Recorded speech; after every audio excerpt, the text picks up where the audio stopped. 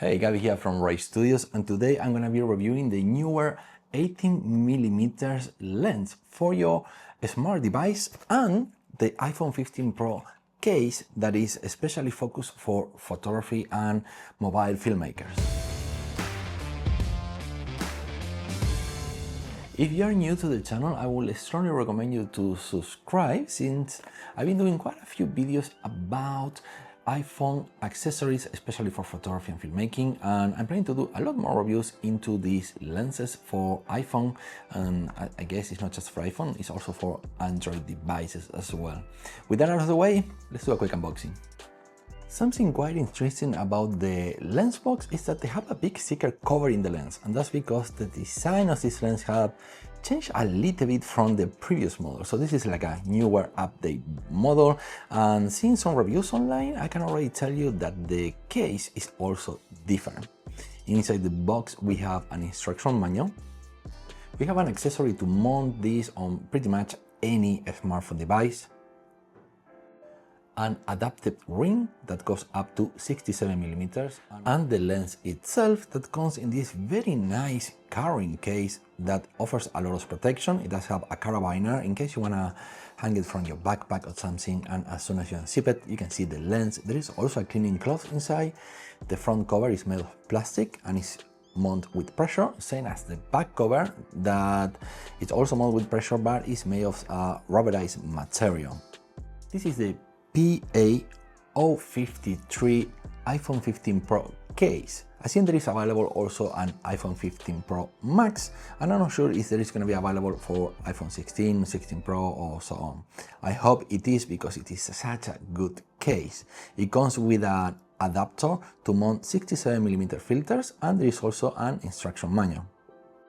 So let me get this out of this case and let me show you how this mounts into your smartphone. We can basically just remove the rear cap first, then mount into the main camera lens, which is the one on the top left if you're looking directly from the back, and screw on. Then you remove the big cap, and that's basically how it looks like.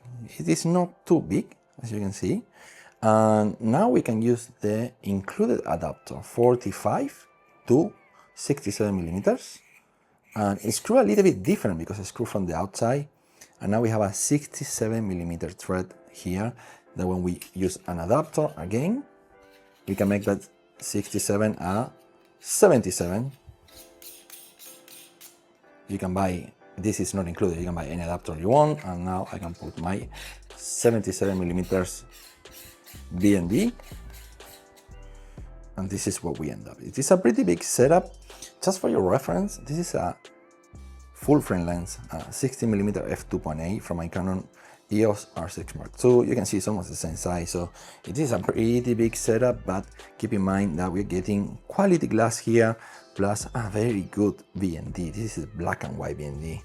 So when you have it all together with the BND and the adapter, this weighs 137.8 grams.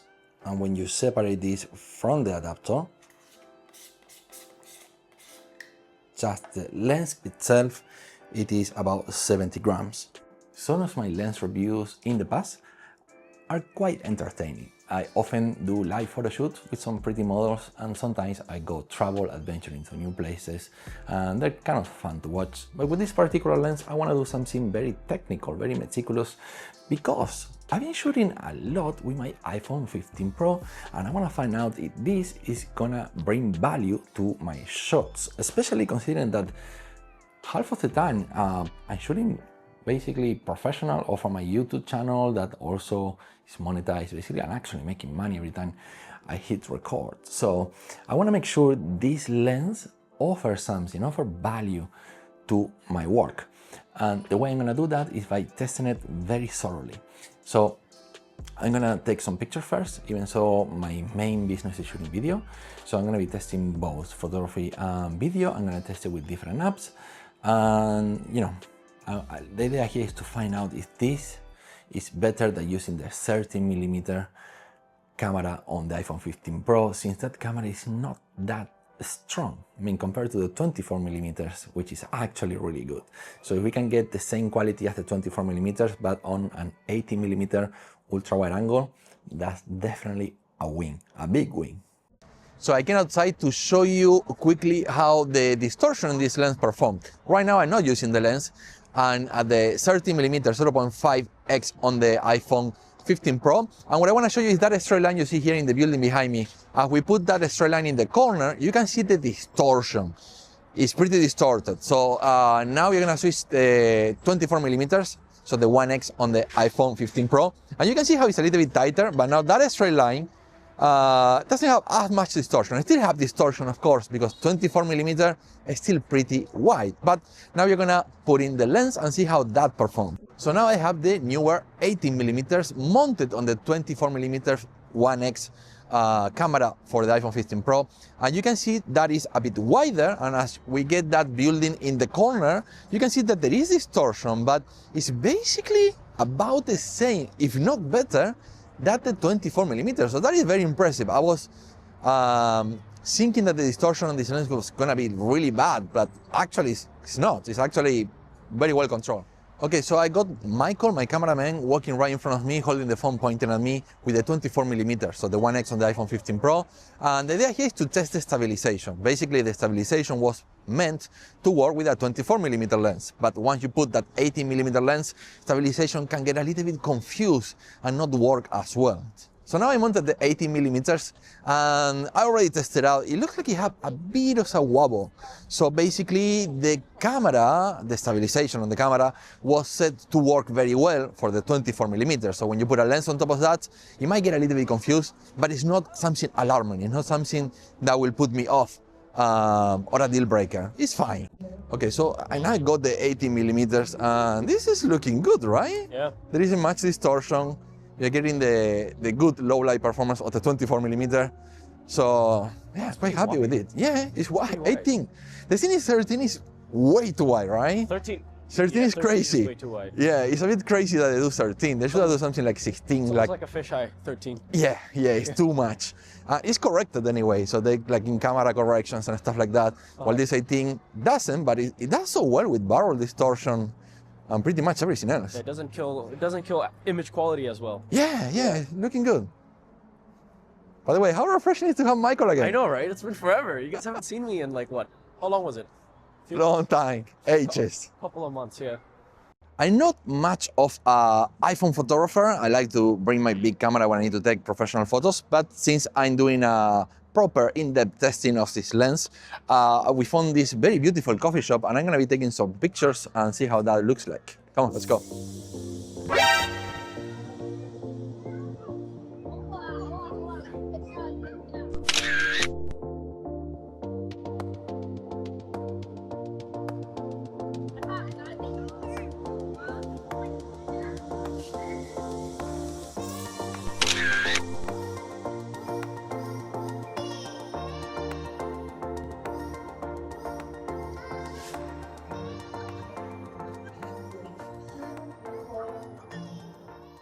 One thing that I wanted to test is if the macro got better or worse with the lens on. So before what happened with iPhone 15 Pro, 14 Pro and newer phones is that basically as you get closer it's automatically changing to the ultra wide and then crops into that image.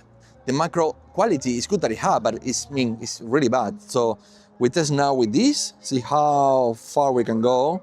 And this is as close as I can get that picture to look sharp.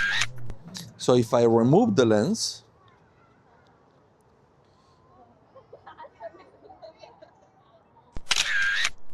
okay, I can get a little bit closer without the lens.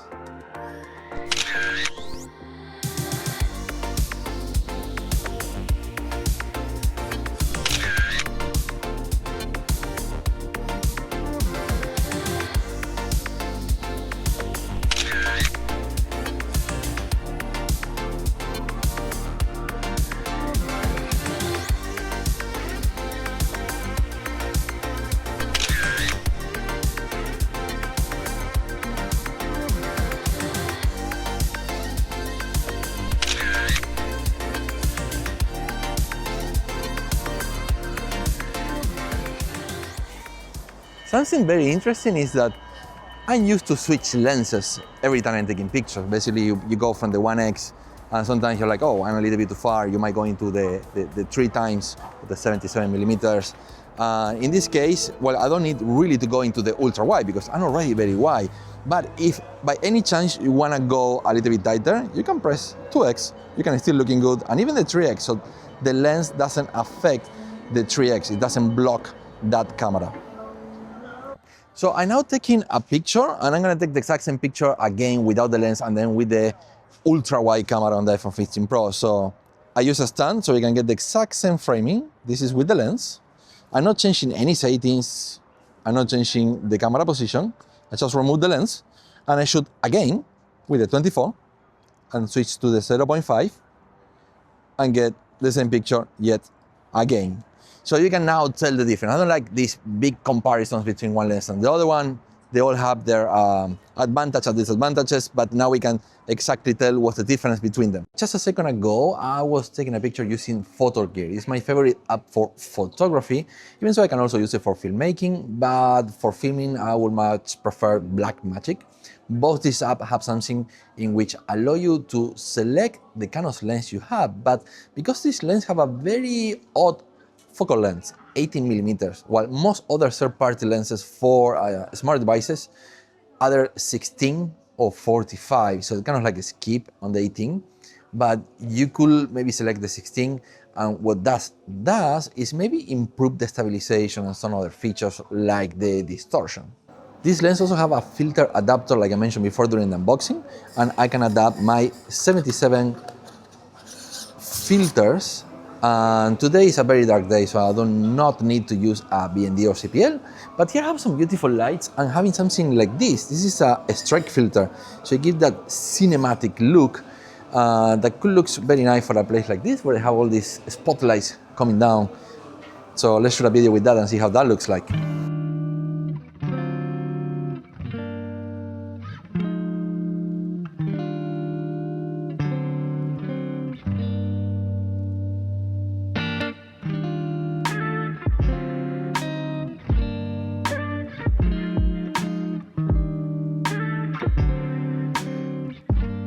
The thing about filters is most people think of polarizers and neutral density or BNDs, but there is a lot of creative filters. Like right now I have a black mist, and you can see all this beautiful lighting here, and I can use the 18mm with a black mist, and it makes everything looks nice and soft, looking really nice.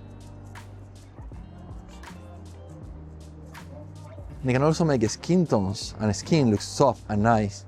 Basically right now Michael is looking like a 15-year-old cute girl. Something that I noticed that is kind of interesting is like when I put a 77mm filter, I can basically sit my phone like this, and it's just kind of like a stand. You can also have a vertical. So if you need to film yourself, maybe that's somehow useful. But when I remove the filter, this is with the included 45mm to 67, that's not as good, I guess. Still kind of stand, it's kind of cool in a way. I'll remove this one now, let's try that out now.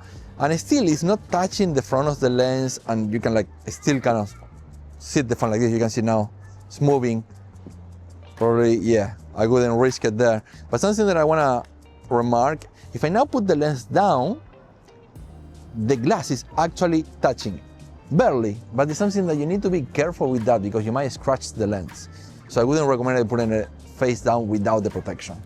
While waiting for our time to go and eat, because it's just so many people that want to try this food, I want to show you something quickly. How long does it take me to get this lens into my phone and start shooting? So it's actually very fast. Once you get used to it, what you do is you remove the rear cap. Now you can put this in your pocket, get the phone from the other pocket, and you screw on. That's it. How long did it take? I'll probably put a timer somewhere in there, but I'm ready to shoot. It's actually pretty quick. We're about to have some Indonesian food with Michael. He's actually from Indonesia, he's the expert. And I'm testing here the lens flare without the lens and with the lens. And there is very little to no change. Okay, I'm taking some pictures of the Indonesian food. This is Michael's hometown food. This is not the ideal lens for food photography, but still, you can do that.